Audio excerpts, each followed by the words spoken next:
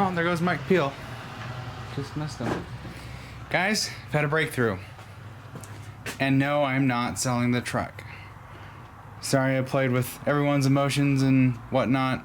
I actually almost threw up several times thinking about it. I only got a couple of trade offers for, you know, could have been a couple of you guys, but a couple of Super Duty trades, and a couple people offered me some lowball deals, which I just didn't see that coming. Sarcasm. But anyways, I've decided to pull the whole plug on everything. I'm not gonna sell the truck. Since I've calmed down and I'm not having my moment anymore, I've come back here and started messing with the truck to figure out what the problem is. And I started thinking, you know, if an injection pump goes out on one of these or starts to go out, it usually just goes out and it won't start, and there's just a lot of problems going on, mainly with it not starting. I went ahead and messed around with my fuel system, because this all started when I put not really filtered waste oil, and waste oil being motor oil that came from this engine. And so I unhooked my fuel line, and the first thing I noticed when I was messing with the fuel filters, as I mentioned in a previous video, when I was thinking about selling it, I wasn't getting much fuel flow out of the lift pump primer.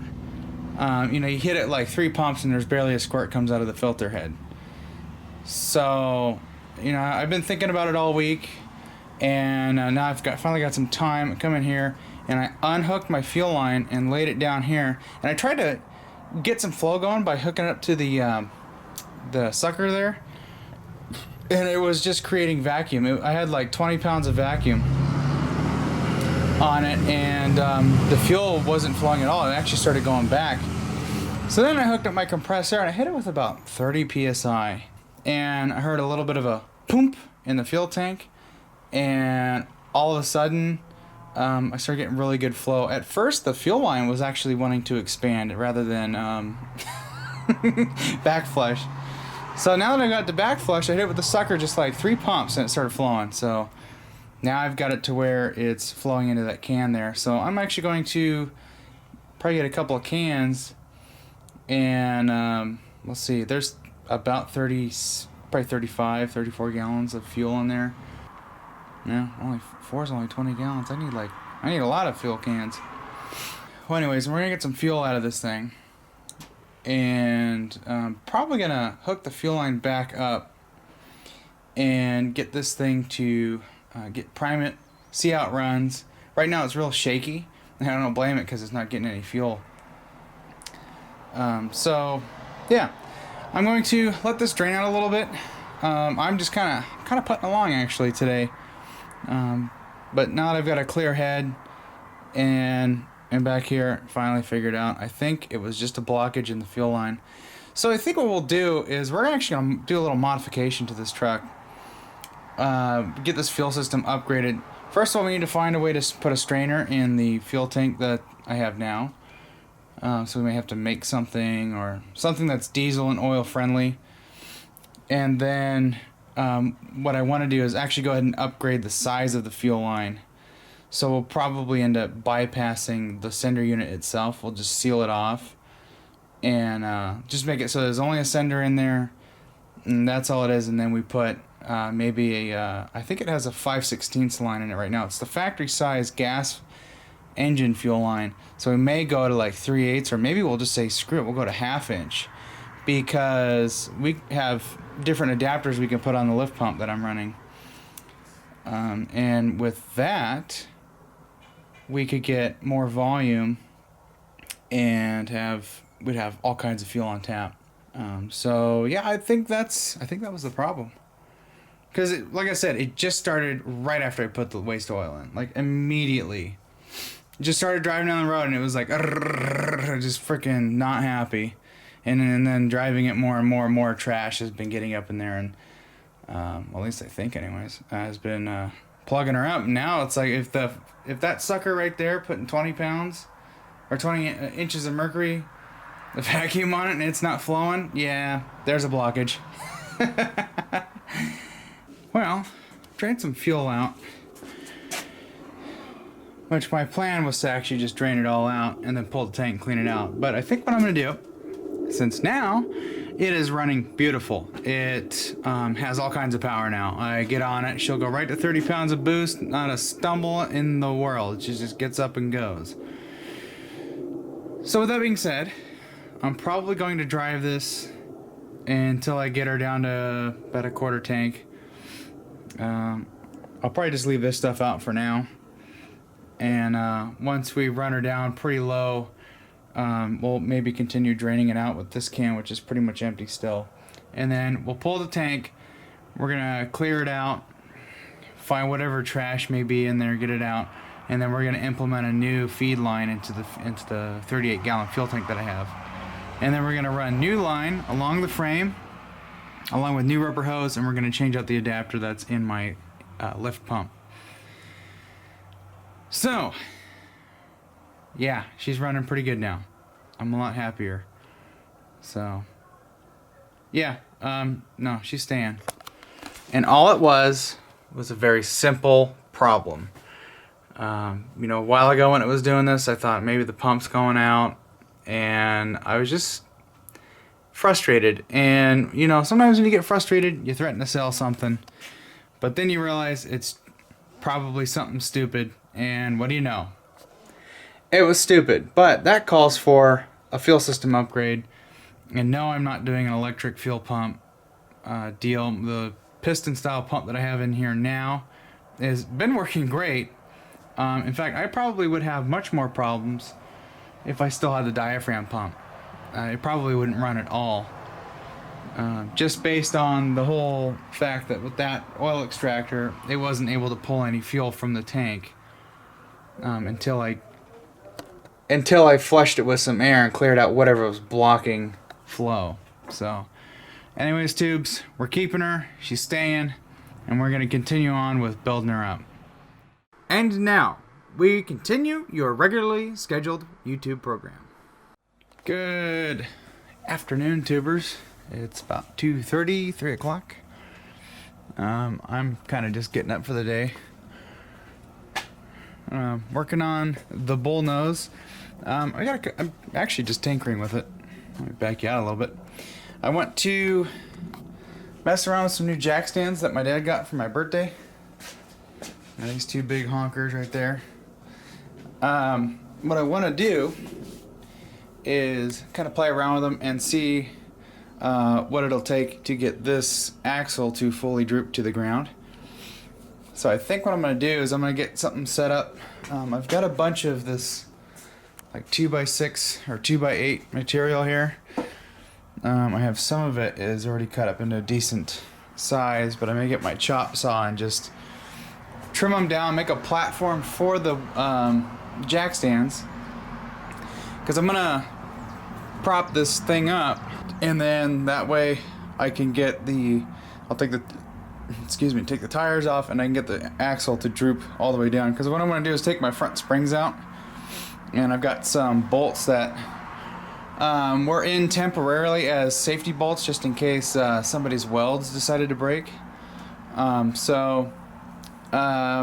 Anyways, I want to get those out because we're rubbing on the spring. And I also want to see how much down travel I have with the shocks that are in here. I've got these Skyjacker 8000s.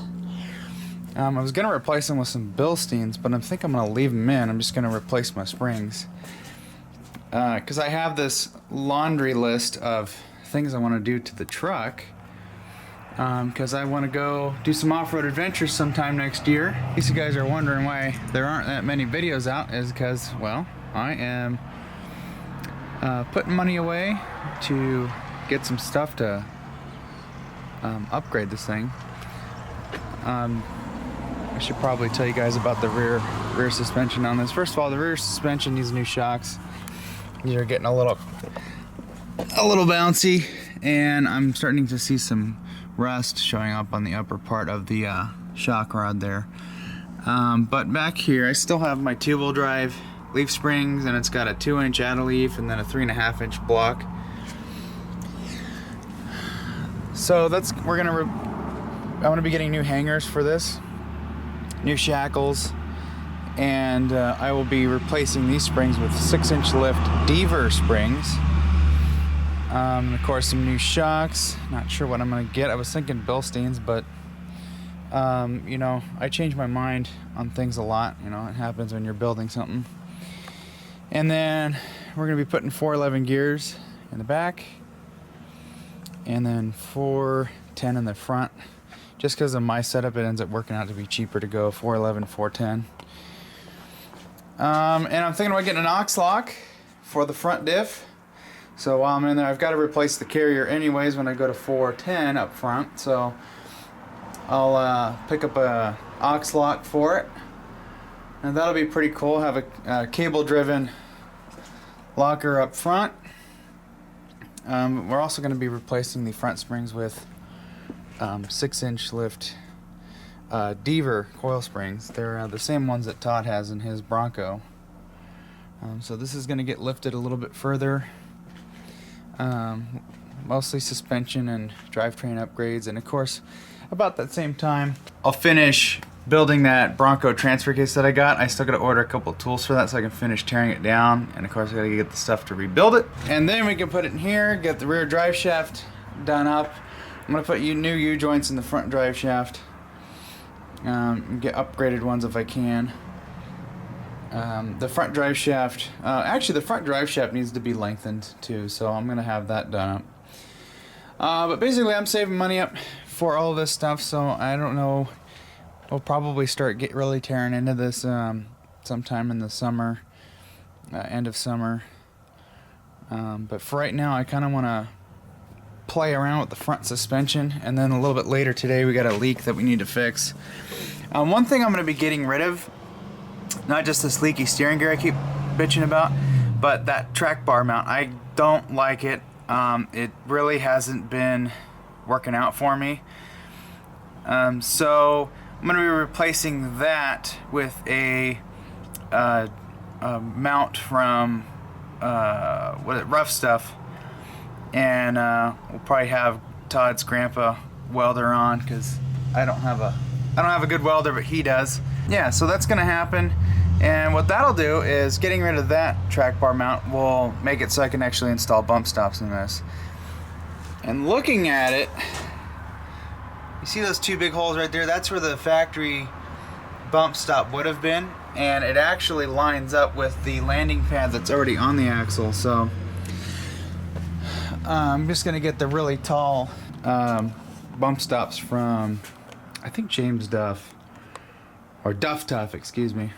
One of the companies, they've got the really tall bump stop, and I'll be doing the same for the back. The back really, it has bump stops, but they're way too short. So we'll be upgrading that as well. And so with all of that, it'll make this a little more skookum choochery as far as a half-ton goes. Still got to get my fender flares and stuff, and I'm going to be getting some mud flaps for the back that someone was like, "Don't you dare," and I'm like, "Oh, I'm doing it." Let's see how high we can get this floor jack. I'm just going to put it right underneath where the radius arm hits the axle, and we'll just jack her up from there.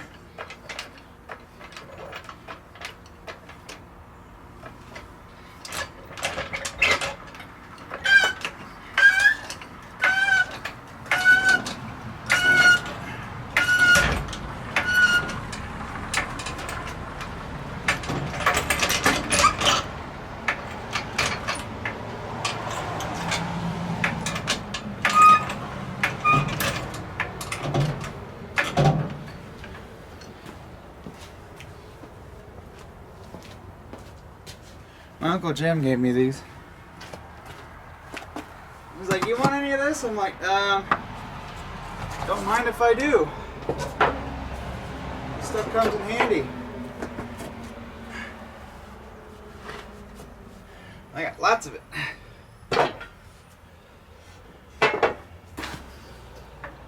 I also have a coolant leak too. Imagine that.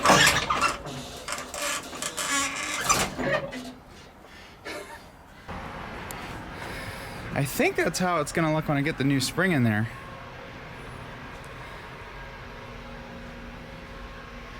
And the back will be up just a tiny bit. That's gonna look cool. Look how much more suspension travel I'm gonna have. That's quite a bit. Put a nice tall bump stop in there, so yeah, top out. We're not too bad. I still got a lot of shock. So now I'll have, if this will be my normal ride height, I'll have a lot more up travel. And then I'm gonna have a ton of down travel. And the other thing is, looks like I got a lot of room between the, oh yeah, I got tons of room right there. So the boot might rub on the cross member.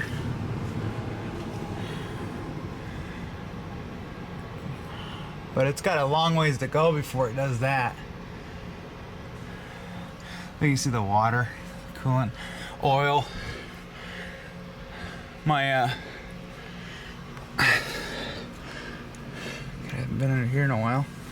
My vacuum pump somewhere is leaking oil, and it's been doing that ever since I put it in there. And I think I got messed up on one of the gaskets, because it only does it when it's when you're going down the road. It doesn't drip or anything. It's not like it's got a high pressure leak.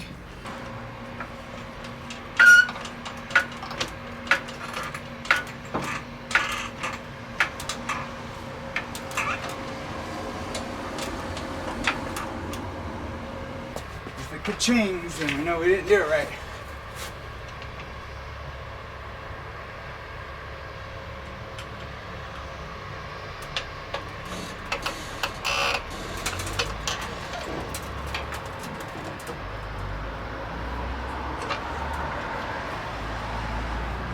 Uh-oh. Someone's getting pulled over.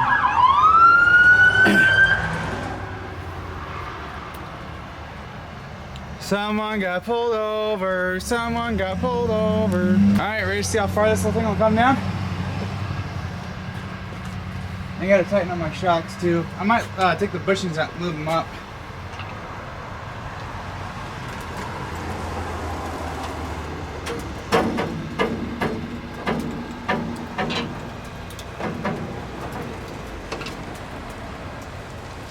Hear it clanging against the bolts.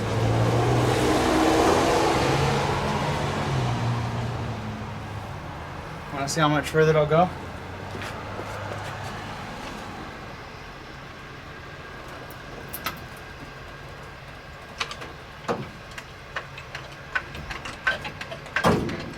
Okay, so right there, stopped. I don't know what hung it up. Maybe the spring couldn't go any longer. Gotta be able to do this because I'm also replacing the C-wedge bushings. We're gonna be putting 4-degree bushings in there, which is gonna bring the axle back a little bit and give us a little more caster. So I'm gonna let that hang. Alright, so the top of the spring here. Well, I'm gonna have to put the jack on here so I can move this around. But so in case anybody's wondering, I have these are stock height 78 springs. They've worked pretty good. It rides pretty good for a truck with a solid axle. Oh, you're getting water dripped on you. So we're planning a off-road adventure with, well, I haven't really talked to them about it yet, but I want to build my truck. I'm going to go ahead and do what I want to do with my truck anyways, but I'm hoping that sometime next year I can hit up Rude Dog and go on one of his off-road adventures. So this is why I'm making some changes and upgrades to this. But what I want to do is get a little more up travel out of this. So we're going to go with a slightly taller spring, which will give us a little more ride height, which I got tons of ride height. But we'll have more up travel, and that is why the other thing that we'll be doing is fixing up or actually modifying the track bar setup. So that's a thing. But anyways, enough blabbing. We need to get this. We need to get this guy out of here. We'll get some tools. Oh, nice.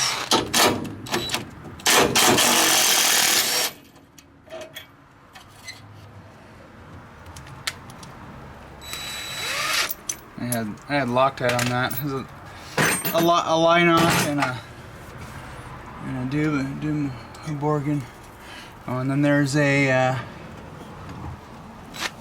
other one.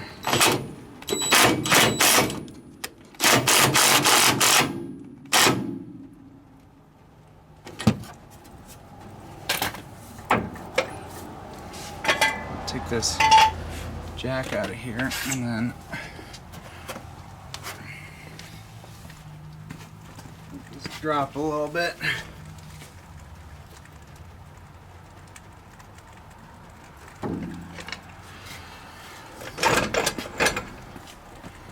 It smells like gear oil in my garage, thanks to Todd's little project he had.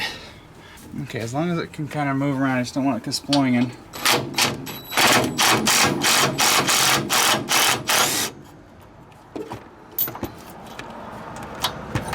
Come on.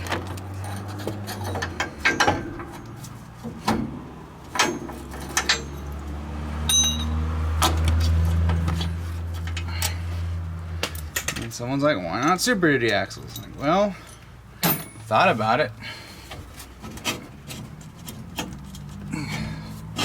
But here's the problem. Why? Why on a half ton?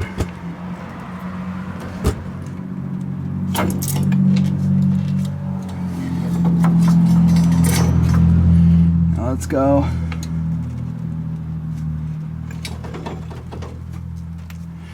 I don't want to go too far because my drive shaft will actually pop out of that slip joint. That's why it needs to be extended.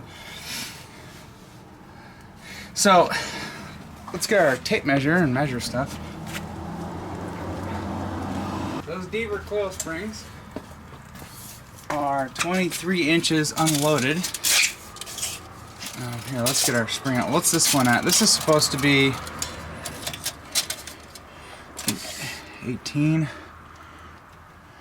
or 18 and a half. It was 19 compressed, so these have gone down a half inch since the axle swap.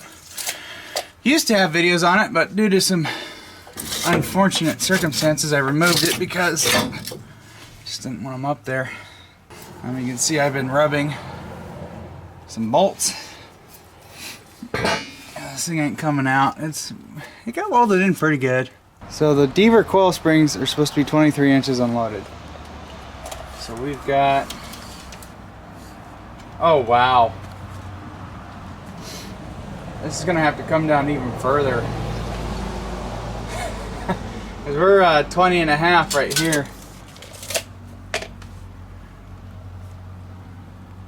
So what that's gonna do for me is it's gonna make these shocks a little more usable.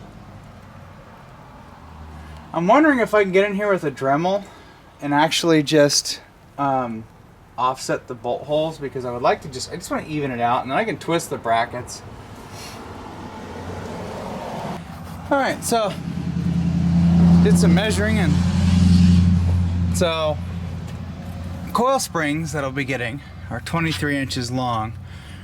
This is not enough drip to get these in. I'd have to lower this even further, basically all the way to the ground, to get that thing in there.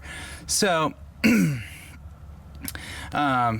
we have 23 inches from here to here to get that spring in, so we'd have to drop this down quite a ways. Now the shock, this is 25 inches long, so that would mean it's a okay length. Ideally I would actually like to put a 23-inch shock in there. So I'm thinking about keeping these until they blow out. They're still working pretty good. I just checked one, and it's pretty much just like it was the day I bought it. Got this coil spring out. Now I measured a different a different measurement over here. So check this out. When this axle comes up, and this, you can see right here, this has been hitting here. When it does that, that spring right there is compressed to about 10 inches. So it goes from 19 inches all the way down to 10. But once we move our track bar over here, we'll be good. See, it's got that bend. You can actually flip it around. So this will be right about where I need it over here. So we'll be good there. And I'm gonna upgrade this end to a rod end. So yeah. Anyways, what I want to do now is I want to jack this axle up from the center. So now that we don't have any springs in there, we don't have any weight, we just have the axle weight. I want to jack this up, see how far this can go up before we hit anything. This is what I didn't get to do, and now I get to do it. Let's jack this up. I actually need to go to the left a little bit more because this axle is going to want to slide.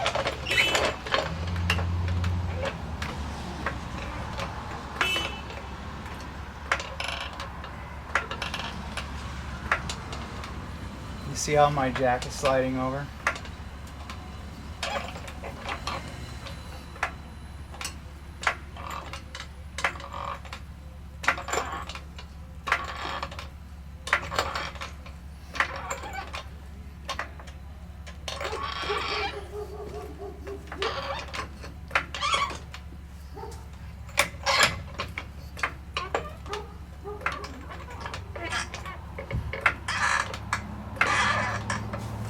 So I think that right there's about right height. Yeah. So this is where it normally sits when she's on the ground with the factory springs. And her shocks are almost maxed out. So I'm going to keep going until the shock maxes out.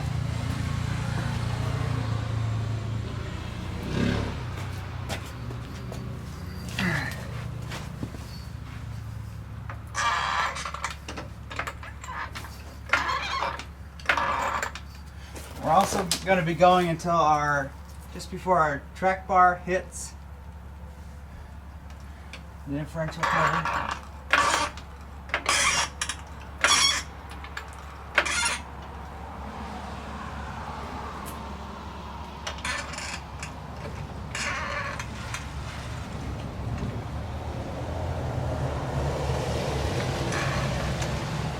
As far as I'm going to be able to get it to go, we've just hit the differential.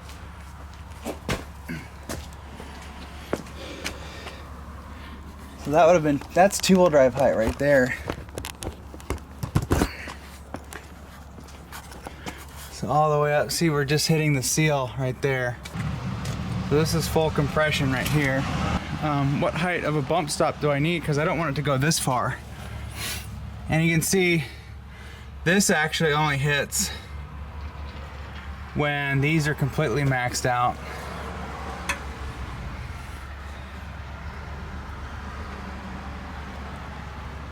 So yeah.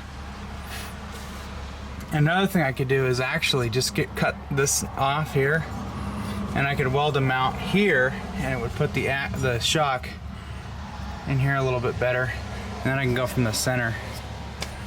So that's kind of an option too. But you can see it full compression. Everything clears. The differential clears the thing. Again, this is going to be full compression, so we're good there. But now what I want to see is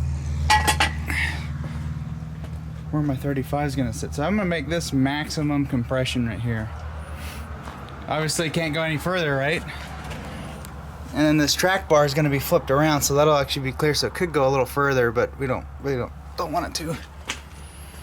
So I'm gonna put a tire on and see what our clearance looks like there. Okay, I got a wheel on, full compression. And this is where I've determined I'm going to limit the front suspension travel.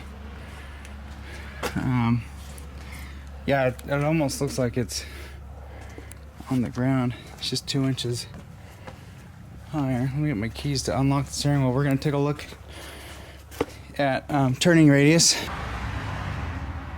Got the wheel straight, so we're gonna go all the way to the left.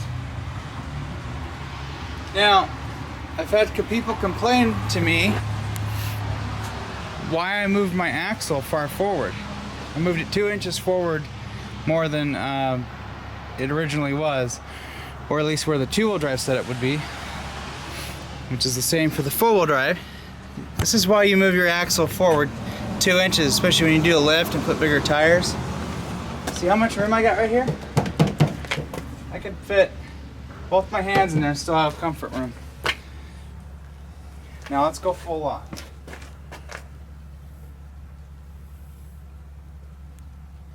So that's full lock. See? And we're clear the shocks. We clear about 2 inches from the radius arm. That's why I got the James Duff one. If you run the factory ones, you're gonna run into a problem where you're gonna hit.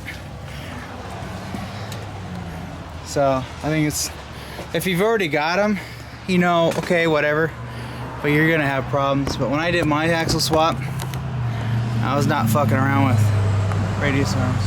To the right.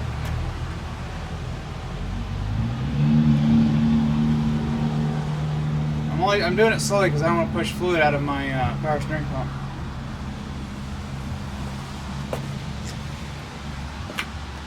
We're going.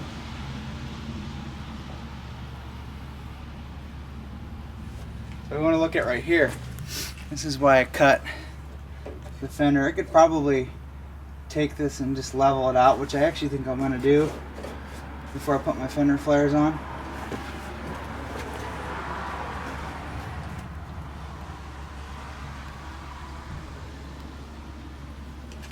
Alright, we'll go full lock, full compression.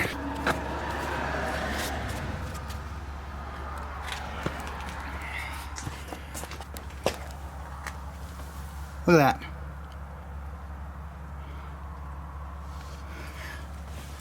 So, and it's the same for the other side too.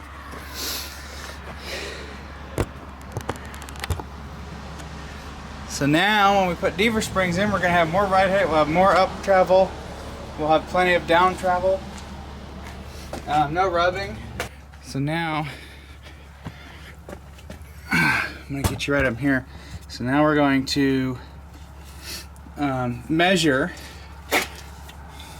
how far it is from here to here, because we actually don't want it to compress to this far. We want to give ourselves another inch. At least that's my thinking anyways. I'm giving myself another inch of clearance just before bottoming out whatever shock hits first, thanks to our clever mounts. Probably gonna modify them later. So I'm gonna do a rough estimate. We got our, so up against the frame is where the factory bump stop would have been. So from about here to our landing, and it looks like we're going to be square on with the landing. We're going to have to knock this rivet out because I think this is where it looks like our bump stop's going to want to sit, or I might just drill a new hole. Just going to do kind of a, yeah, we can use, yeah, we'll knock this rivet out. This rivet doesn't do anything. We'll knock this out, and then we can put our bump stop in here. But the tallest bump stop I've seen was 4.5. Even come close. So what we may do is get a piece of square tubing, a really nice thick piece, and we'll burn a hole in it, and maybe a couple, and we'll mount it right here so we got a good flat spot, and that'll be probably a 2x2 I think we'll get. So if we do 2 inches, so 2 right here, and then our bump stop mounts here, we're gonna be 4 inches pat. We're gonna get 4 inches, and that's yeah, that'll be just squishing down on the about a quarter of the way. It'll be squishing the bumps up a quarter of the way, and then when it finishes it should stop before the shock bottoms out.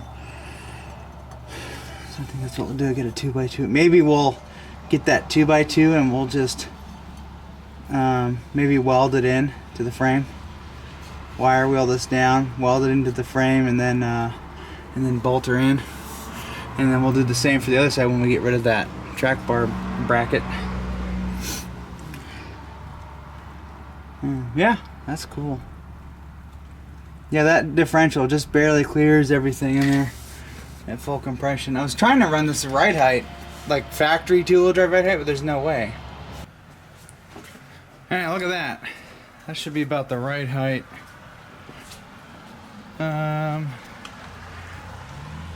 That the truck will be at with the Deaver coil springs. Now this poses a slight issue that we'll have to take care of at some point. We're not too bad on the steering links. I've seen some pretty sketchy ones before. That's pretty much at neutral right now, so that's not too bad. It's got a ways to go before it maxes out. But at a later time, I am going to have to upgrade the steering links, and I think I'm probably going to pull the trigger on those reed knuckles. See, my track bar, where it's at, is pretty well matched up with this guy here, our drag link. And you want it like that because you want your steering, so with your track bar, your axle, when it comes up, it's going to do this. Well, that change in direction right there, you want your steering links to change at the same time. So let's say you have 45 inches and you got, let's say this was 35 inches. This is going to change much faster than the track bar. And so what that means is when your axle moves up or down, your steering is going to be, it's going to be yanking on your steering pretty good there. But if you have them like this, where they're all the same length and they change direction the same time, you'll be in good shape. So that's something to consider. And what I was thinking of doing, if I did high steer, I'm just going to well, I probably won't do high steer. You know what I'll probably just do is flip. Nah, we're not gonna do high steer.